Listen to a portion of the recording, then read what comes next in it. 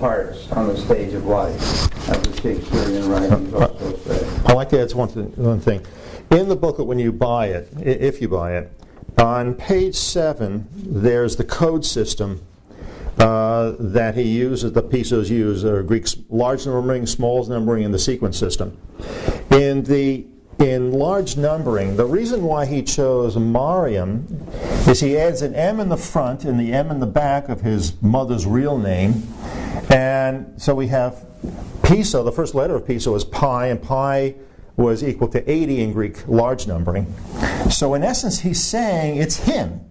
The M and M is 80, so it's Aria Piso, or feminine version of his own name, Arius Piso. That's right. He's saying that I am the mother as well as the father. He's everything. M on either end with the feminine form of my name of Arius. In the middle is Aria. M plus Aria plus M means feminine myself plus 80. 40 and 40, which is 80. Now, the virgin birth, we have to say it because it ties out with this guy. Gaius Caligula, the emperor, the degenerate emperor. I had found it's in your second book, your larger book, the reference. On Gaius Calpurnius Piso's wedding night with Aria Jr., what does he do? According to Roman history, I'm not sure where I got it from. Someplace. The reference is there, I got it. Suetonius, I believe. Is that right? Is that right? You talk, I'll get it. All right. Go ahead, you give the explanation, I'm going to find it. Suetonius was Piso's grandson.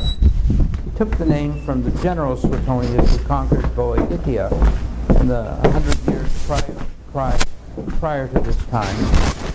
And in that battle, Suetonius Paulinus was a Roman general, so he was honored with the fictional name of Suetonius. But he wasn't really that much of a military man. He was a great writer. He became the Emperor Antoninus in 138 and then wrote up to his time a compendium of Gnostic literature, and he gave it the name Gnostic literature.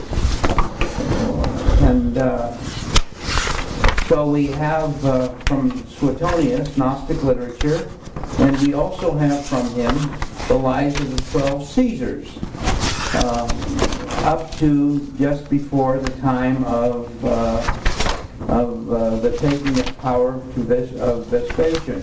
And he posits the rule, which the information which Doug will tell you about that.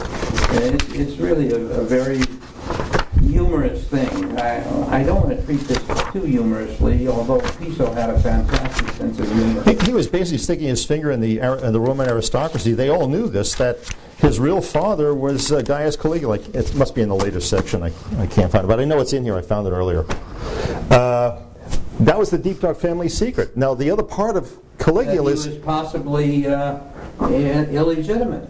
Well, the beauty of the whole... to flaunt the Roman aristocracy back. Say, look, I'm entitled to be emperor. My father was Caligula. And everybody knows it. And everybody's teasing me about it. So the heck with them. I'm going to flaunt it back. The other part of this thing is this. He was such a degenerate. He forced the Roman aristocracy to worship him as a god. So by Piso putting in there that God is the father, Mary's the mother, he's really talking about his own life. Mariam is his mother, and everybody had assumed he was God, or had to worship him as a god. So basically, the Roman god is his father, Gaius Caligula, and that's his mother, and he's the offspring. So it was not a virgin birth, obviously, but a Roman god, Gaius Caligula, was his real father, his real paternal father. That's the scandal that the Roman aristocracy knew about, because he must have had her for over a month after the wedding, and got her pregnant, and 6 months later, he's born in 37. Yes, it was 9 months, about 9 months after the wedding. So we know who the father is. There's no question about it. So, and that's the joke, and that's maybe why they got together, figured his sons were in line to be emperors, because Gaius Caligula was the emperor. Okay, I'll go on.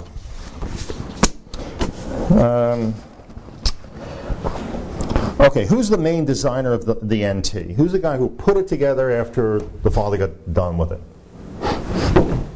Fabius Justus took over. All of his other brothers, the four of them. Well, I think we're jumping ahead. I'm really talking about Arius Calpurnius Piso. He's the guy who really was the designer and organizer. He was the director, he was everything. 2 books had not been finished by the time he died in 118. They were Romans, the Epistles of the Romans, and they also consisted of the book of Hebrews. They were written by his sons after his death. But everything else had been finished. Even the letters had been finished. He and his grandson Arian collaborated under other names, which we didn't correct in the booklets, but they're largely by Piso and Arian. There are 5 or 6 of these small letters at the end of the New Testament. They're also by Piso, but Piso with the help of his grandson Arian, whom he was training to be his successor in a literary sense on the Christian writings. What were some of the other pen names? The world knows him as Flavius Josephus. That's the most one. Flavius Josephus. But he never lived as Josephus. This is Weston's translations. Piso. That book by Weston. By Weston is the famous book of the writings of Josephus. There is another series which we advise you to get if you can afford it, or read them in the library. Order them by interlibrary loan. Those are, I think, 11 volumes now, and they sell for $20, $22, perhaps less. The Lobes? The Loeb Classical Library editions of Josephus. They have a lot of information in there, and they have the Greek on one side and the English on the other. They're easier to understand, but it takes scholarly work because it's not a quick read. By the way, that's how most of the pastors and others get into the inner circle. They're curious about it. They start reading Josephus. The first mention of Jesus is in his Testimonium Flavianum, because he's the guy who wrote it. That's why it's there. But anyway, so that was one of the pen names. What are some of the others of Piso? Titius Aristo, that was his name. These names appear in the writings of his much younger half-brother, who is also his granddaughter's husband, Pliny the Younger. He was finally admitted to the group, and they allowed him to write. Half-brother. That's right, his much younger half-brother. Titius Aristo is a Roman jurist. Plutarch. He wrote as Plutarch, of course, the moralist. That's a joke by itself. Great writer. He was also Titinius Capito, a philosopher. He wrote as Nicomachus of Gerasa, a Pythagorean mathematician. He also was the general at the siege of Masada. Under what name? Flavius Silva. Flavius again comes back. Now he's Flavius Silva. He this is why. Masada. Because you relate to the Flavians. And he forces the suicide, if it happened, of the zealots defending the mountaintop of Masada before the Romans would break in the morning and slaughter them all, torture them and slaughter them. Supposedly they committed suicide. 960 people, he said. Right, it's Romans never bothered to count the bodies of their victims. They just shoveled them into the pit and covered them over and celebrated, got drunk. They didn't care about that. This time they counted the bodies, 960. Why? Made up of? Because 300 was T, which stood for Christianity. The cross. 600 was the first letter of Christos, Chi. In large numbering. That's right. And 60 was the name Calpurnius Piso in small numbering. 41 was the total of the name Calpurnius, that's right. 19 was the total of the name Piso. It was Piso, Calpurnius Piso, and Christianity, and the total was 960. There were also, according to Josephus himself, 7 people who didn't get killed by suicide, 2 women and 5 children in hiding. That made the total 967.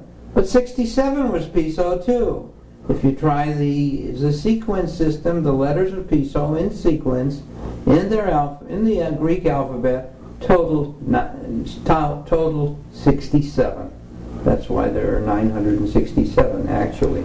Much later, the predecessor to the story of King Arthur, written by the popes, various chapters written by the popes.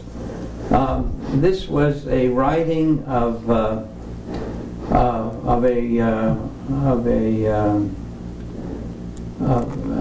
early church father who wrote under the name of a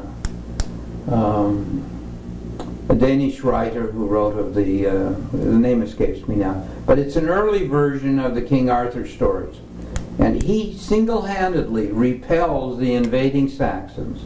Guess how many he slew single-handedly? Go for it. To defend Rome, to defend Britain against invasion by Saxons? You'll never guess. 960. Where did he get 960?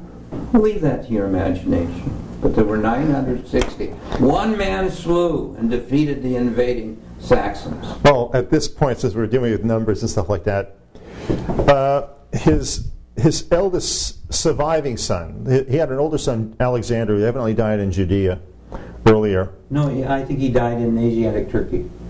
Same place. I mean, same area. Yeah. The description of it and stuff like that is in Plutarch, where he comforts his wife.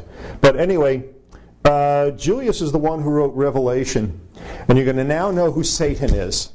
And this is his son. We'll explain it a little later. Well, why don't we do it now?